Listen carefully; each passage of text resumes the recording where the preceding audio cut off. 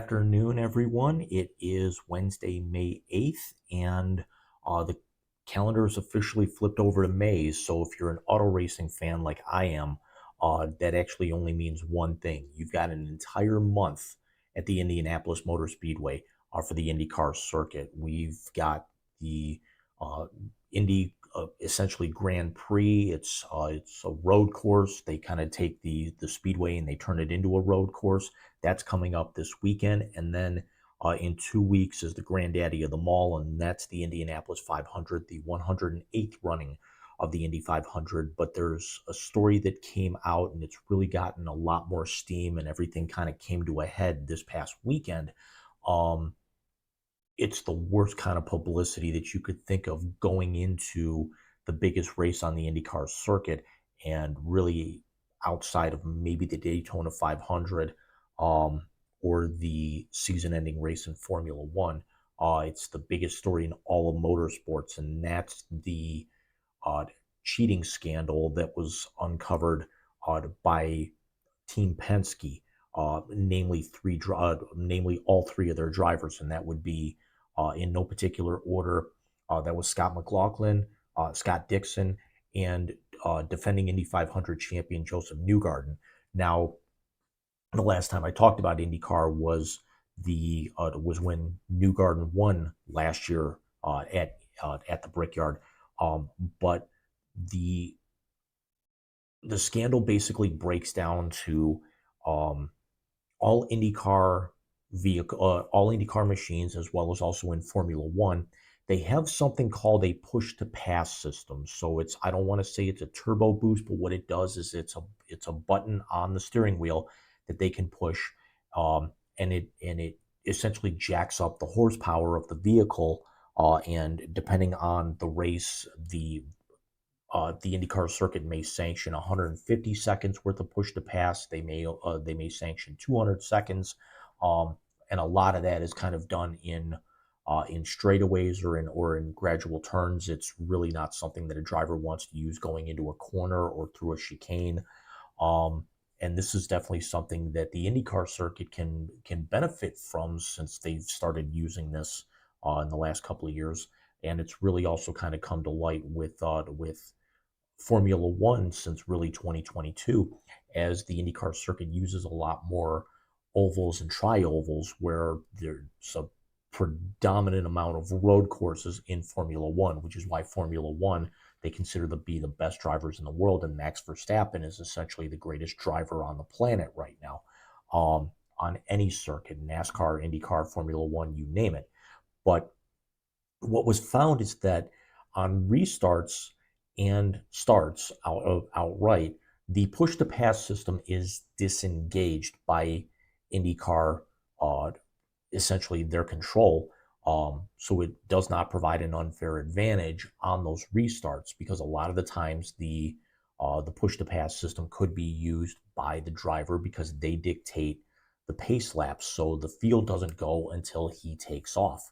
Um, Provided it's within a reasonable amount of time. If he essentially slow rolls, then the driver on the outside of row one has every opportunity to kind of get off get into the gas, get out of the brake, and then take off and essentially kind of take the lead. If the opportunity presents itself. Well, what it was found is that Newgarden won the season opening race in St. Petersburg, Florida, um, back in late March, and the vehicles all go through testing afterwards, and everything seemed to pass inspection. But then, what was actually found going into the Grand Prix of Long Beach back around April 20th um, was that the three Penske vehicles, the push to pass system had not been disengaged on the restarts, which actually means that those drivers had full access to it. Now, Newgarden actually said that he didn't know that he was breaking any rules, but yet later admitted to using the push to pass system 3 times on restarts.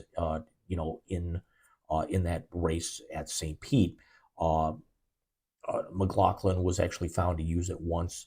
Dixon didn't actually use it at all, much to his credit.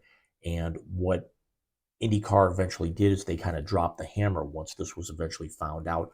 All three drivers were docked not only $25,000 in purse money, they also were docked 10 driver points in the overall standings. Now, this hurt Newgarden because Newgarden is currently sitting at 15th after the first three races. Scott McLaughlin is sitting at ninth. It definitely benefited Will Power. And I apologize if I've actually said Scott Dixon. Dixon and Will Power I get mixed up very often as the two primary Aussies that have been around for a number of years.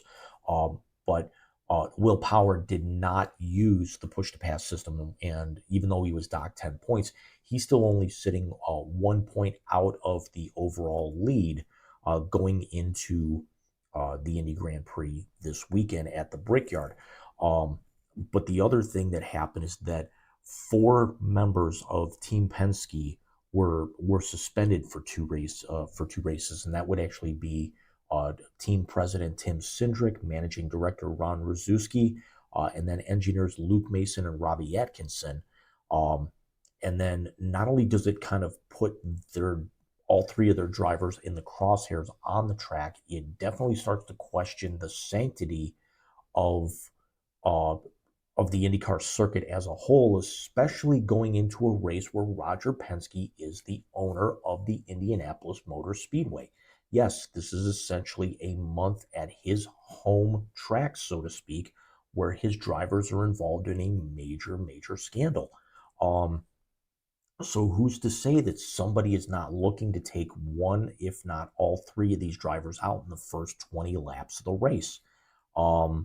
Possibly by the time lap traffic comes in, because you have somebody who's not going to be in contention, is just driving to get points, spin somebody out. We've seen it before. It's a lot easier to do in an Indy car as opposed to a NASCAR, and it's also leading you to think that you're not going to have possibly rival teams, maybe pair up to kind of get their guy to the front, start making those cross team deals as we get into the nitty gritty towards the home stretch of the race, so to speak, especially on one of the fastest tracks in the country, namely the Indianapolis Motor Speedway.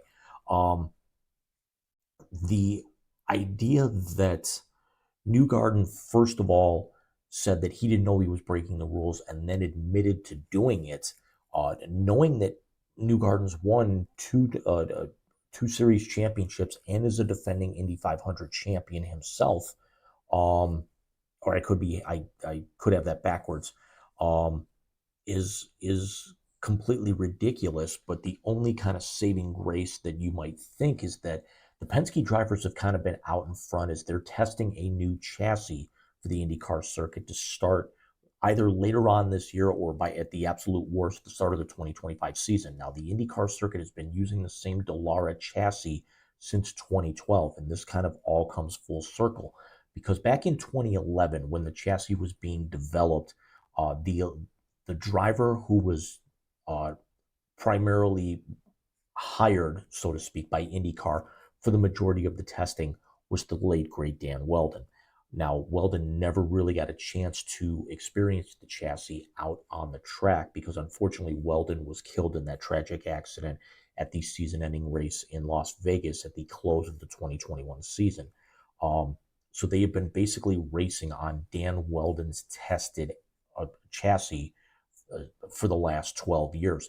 And now IndyCar is going to a hybrid chassis, which is going to remove nearly 50 kilograms worth of weight to accommodate for the extra powertrain.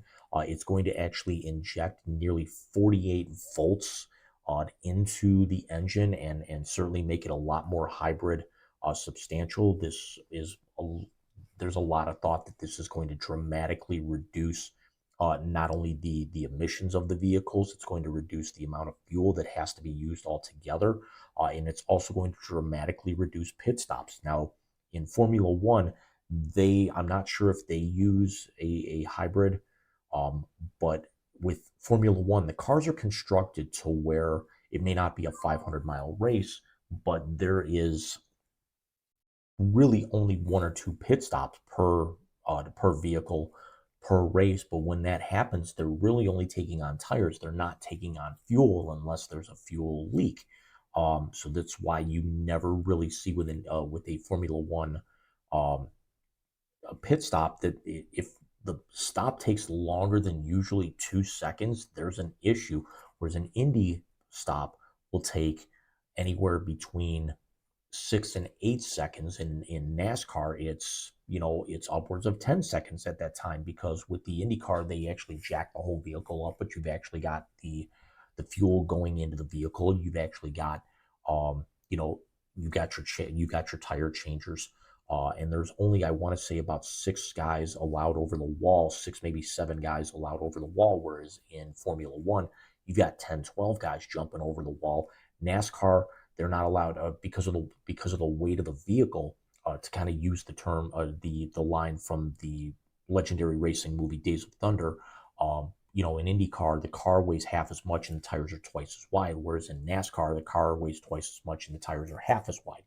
Um, so as a result, you can only change 2 tires on a NASCAR vehicle at a time. So you've got to jack the car up, put the 2 tires on, jack the car down, have the wheelmen run around the vehicle, and then do the same thing all over. So that's why that's why the NASCAR stops take so much longer.